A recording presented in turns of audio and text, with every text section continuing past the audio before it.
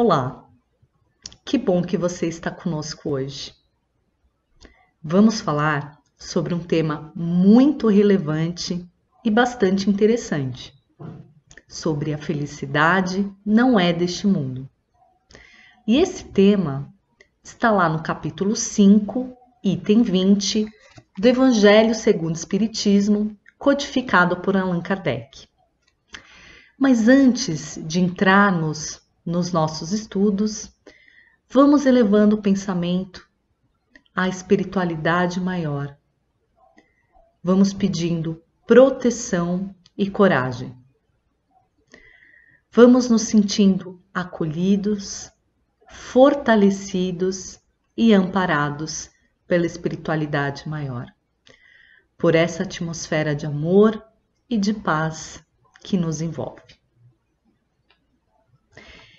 Esse tema, a felicidade não é deste mundo, lá no item 20 do capítulo 5, diz o seguinte: a felicidade não é deste mundo. Com efeito, nem a fortuna, nem o poder, nem mesmo a juventude em flor são condições essenciais da felicidade. Digo mais, nem mesmo a reunião dessas três condições tão cobiçadas, pois que ouvimos constantemente no seio das classes privilegiadas pessoas de todas as idades lamentarem amargamente a sua condição de existência. Pela leitura desse pequeno trecho, já é possível a gente constatar que nem a fortuna, nem o poder e nem mesmo a mocidade em flor são condições essenciais para a nossa felicidade. Afinal, o que é a felicidade? Será que é possível experimentarmos, vivenciarmos a felicidade aqui na Terra? É possível, mas de uma maneira relativa. Os espíritos, lá no Livro dos Espíritos, na pergunta 920, eles nos ensinam que para que a humanidade, para que o ser humano seja feliz, é necessário primeiro que a humanidade se transforme. Ou seja, para que cada um de nós sejamos felizes em sua plenitude, é necessário que primeiro a humanidade se transforme, se desenvolva, para que todos alcancem a felicidade. Esse é um ensinamento muito profundo e muito importante. Significa que, mesmo encarnados na Terra, é possível sermos felizes, mas não de forma plena, de forma relativa. E por que isso acontece?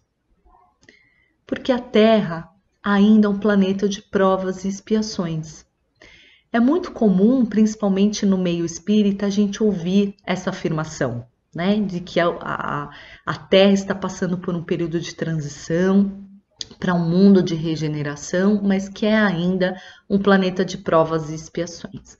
Mas o que isso significa na prática, né? Quando Jesus nos disse que existem muitas moradas na casa do meu Pai, ele já anunciava a infinidade de planetas que existem. Planetas inferiores aos da Terra e planetas superiores ao da Terra. Então, uma das principais características de um planeta de provas e expiações é que ele já saiu daquela condição de mundo primitivo. Se observarmos na Terra, existe já pessoas extremamente inteligentes e um certo desenvolvimento científico, tecnológico, enfim, mas ainda prevalece uma inferioridade moral. Ou seja, não basta a humanidade se desenvolver intelectualmente, se moralmente ela ainda precisa caminhar muito. E é nessa fase que a Terra se encontra.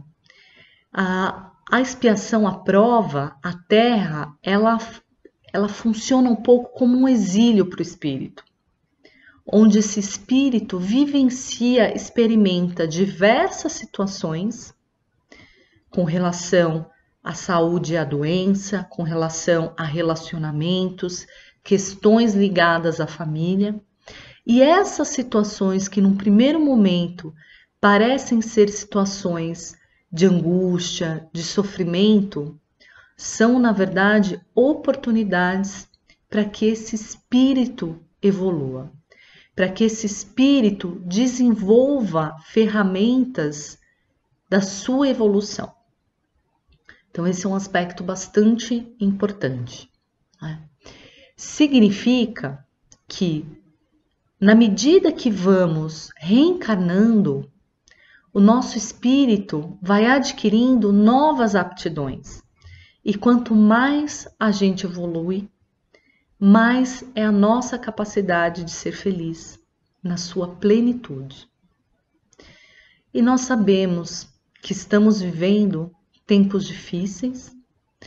Os espíritos alertam que parte do sofrimento humano acontece em decorrência de coisas artificiais, necessidades artificiais que criamos para a nossa vida. Muitas vezes nós buscamos, principalmente nas questões materiais, a nossa felicidade. Criamos coisas artificiais que a nossa alma, nosso espírito não precisam. Estamos atravessando um momento bastante delicado e bastante sensível para a humanidade, que traz medo, angústia, sofrimento. São sentimentos importantes que a gente não pode ignorar, mas a gente precisa trabalhar e ressignificar esses sentimentos na nossa vida. E ao mesmo tempo nos traz uma grande oportunidade. É uma nova consciência de um novo recomeçar. É um momento de revisitarmos na nossa vida aquilo que não faz mais sentido, aquilo que nós temos que deixar passar, que temos que nos libertar, para que novos sentimentos, para que novas virtudes nasçam em nós, se desenvolvam em nós. Temos visto grandes exemplos de solidariedade, de cooperação, de ajuda humanitária. E de que forma nós podemos ajudar nesse momento? Já aprendemos com Jesus de que quando ajudamos o nosso próximo, infalivelmente estamos ajudando a nós mesmos. E sem dúvida nenhuma, encontraremos o sentido mais pleno do que significa a felicidade.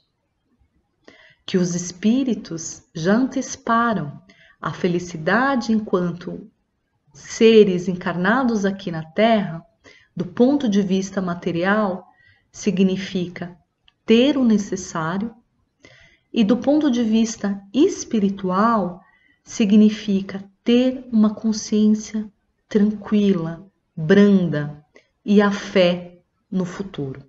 A fé de que a nossa existência não termina com a morte do corpo físico, o nosso espírito é imortal. E isso nos traz calma, nos traz entendimento. Então, que a gente possa aproveitar esse período em que nos encontramos isolados socialmente, mas que podemos estar em grande comunhão com Deus e com a espiritualidade maior. E desta forma, vamos agradecendo a Deus, nosso Pai, nosso Criador, pela oportunidade da vida. Vamos pedindo para os nossos mentores espirituais proteção, saúde, para nós, para todos os familiares, para que nos sintamos encorajados e fortalecidos na fé. Muito obrigada pela sua presença e até uma próxima oportunidade.